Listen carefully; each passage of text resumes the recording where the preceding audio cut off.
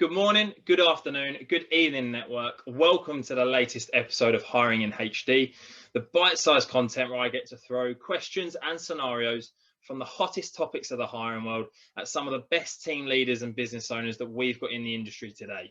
If you agree or disagree with any of what you hear, please let us know in the comments down below. If you enjoyed it, give us a like, but most of all, don't be afraid to get involved in the conversations. So a massive welcome to John, who is the director at NGP. John, how are you, mate? Good, Chris. How are you doing? I'm very well, mate. Very well. Thanks for giving up your time to do this. No worries. No worries. Looking forward to it. That's it, mate. Let's jump straight in, shall we? Yeah, let's do it. Perfect, John. First question then. Do you think the cold call is dead or alive? And a second part to that, do you think we're getting too clever now with our approaches to the point where we're probably losing the fundamentals? I think the cold call is well and truly alive, to be honest. I think it's something that will never die. And I read a lot online, and you have a lot of peers and they tell you, people don't want to be approached this way. But ultimately, it's the number one way to get your message out there quickly and to get to known. Are people getting too clever with their approaches, like videos and whatnot? No, I don't think so. I'm all for that as well. You know, we use technology for like video BD. I wouldn't necessarily call it a cold call as such, but we include those as well. And I think if you can give it a bit more of a personal touch, then why not? I think the best cold call you're going to do is one that you can go in armed. You know about the prospect. You know what needs they may have. You don't just go straight in selling. You know, you're gonna go with a bit of ammunition to get something that will make them want to hear you and who you are. But if you can personalize that with a video or something else, then I'm all for it. I think it doesn't have to be dead. It can just maybe evolve with some of the new tech that's available to us, and perhaps a different way of thinking, but well and truly alive. How often do you think you should do one-to-ones with your team, and how long should they last? I think for me, once a week, start of the week, 15 minutes. If everybody's well prepared, if the consultant's invested, and I end up not taking it off topic, which is what happens sometimes, it is perfect. And I think then giving the ability to your consultants to know that, hey, if you're not where you want to be, come to me and we can have another one-to-one midweek, for instance, or as needed. But I think as a general summary, especially with the other tools available now, you know, we don't need to go through every single line of information in a meeting. I think once a week, important topics, and make yourself available if needed outside of that. Another key topic then, John, being KPIs. Obviously, we've seen a lot of business have to sort of move the goalposts with their KPIs with the pandemic hitting and that kind of thing. Where do you sit on KPIs? Do you think it's a positive, negative in the remote world with them being a little bit stricter? Do you think that can be like a lack of trust in their teams? Where do you sit on KPIs, John? Good question. The dreaded KPIs, as most recruiters would groan, I think. I think we have to remember what it stands for. It's key performance indicators, right? So there's a fine line between micromanaging and working out what your business knows to bring success. And I think, again, for us at NGP, like our model is to bring in people with less to none experience in recruitment and even sometimes sales, and develop them. So I think at that point in someone's career, there needs to be a fair amount of KPIs in place for people, both our side and also the staff side, to know what's working, what's not. Is it just due to the fact that we didn't do enough, or is it due to the fact that our ratios need to develop in a certain area? And without KPIs, how are you gonna know that? If you don't know what's working for you, how are you gonna improve, plug some gaps, and how are you gonna progress? So yeah, I think with regards to the remote part of the question, Chris, I think similar answer really. I don't think it makes a difference whether you're remote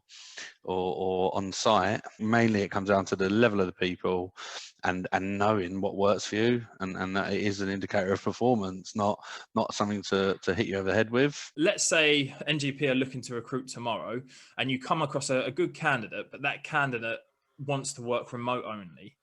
Is that something that would now put you off when you look to hire if a candidate especially wants to work from home?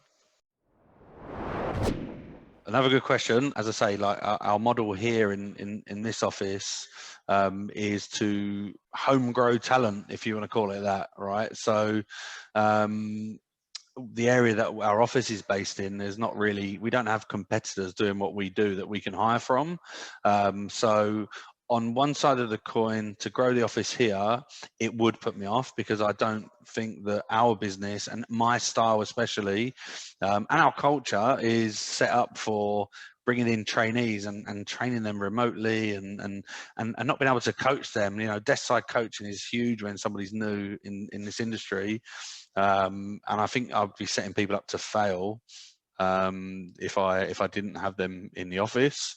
On the flip side, I do have people that work remotely for me, and if there was somebody experienced in the same sort of market with the same sort of beliefs, then I would absolutely be open to considering them for like a billing role or an existing consultant, senior, principal role of somebody with experience, with a track record, who maybe liked our market, liked what we did, and wanted to get involved.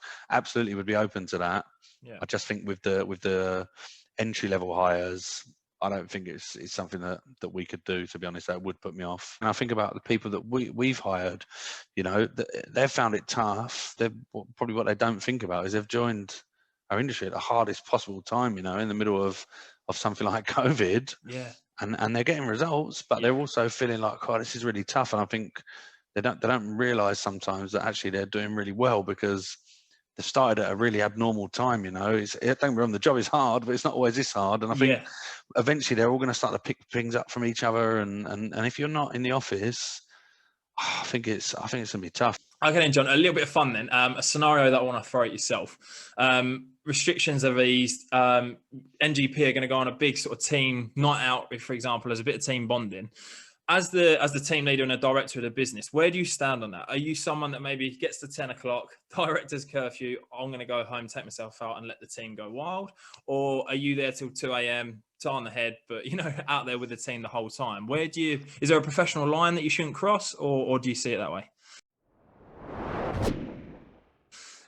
I'm going to use the same word again, maybe culture, right? I think I'm more so in the camp of the first person, which is, you know, take them out, let your hair down, get the drinks in, gives everyone a chance to have a chat with you in a different environment. And plus also, you work hard too, you deserve to go and enjoy it as well, you know. However, yeah, I definitely think there's a line. I've believed this for quite a while now. I probably want to be the second guy who's out. I don't want to go home, but I'd often drag myself off and let the team sort of enjoy the rest of the night without thinking there's some watchful eye over them. And also, yeah, there is that element of having a bit of a line there, right, in terms of your role and relationship. You know, you want to be part of it, but I think it's best to get yourself out of there before the tie's around the head, as you say. Cool. John, final question then, which we ask everyone. You're starting a new business venture tomorrow. You can basically have any business partner you wish, any walk of life, past or present. Who would be your dream business partner? I'm going to throw a random one out there. I'm going to actually say Dr. Dre, right? And the reason I say it is I don't know if you've seen a documentary called The Defiant Ones. Have you seen it? I have, yeah. Yeah, one of my favorite documentaries I've ever seen. Like, this is a person that has had to reinvent themselves to stay in business, not just to stay relevant in like popular culture, but actually a great businessman who realized that you have to keep evolving all the time. And you know, he went from doing his rap albums and then saw that he had someone else he could partner with, Jimmy Iovine, and it just amazed me how like they just came up with beats and how they branded it. They saw that things like the music industry was going to die because of streaming and illegal downloads, and just kept evolving their business all the time, and then end up getting bought by Apple. So they obviously had a good exit strategy as well. So yeah, I watched that documentary years ago, and it stuck with me as just the relevance of having to keep evolving, and if you stay still, you'll just die. You'll get caught up and yeah, so I'm going to go Dr. Dre.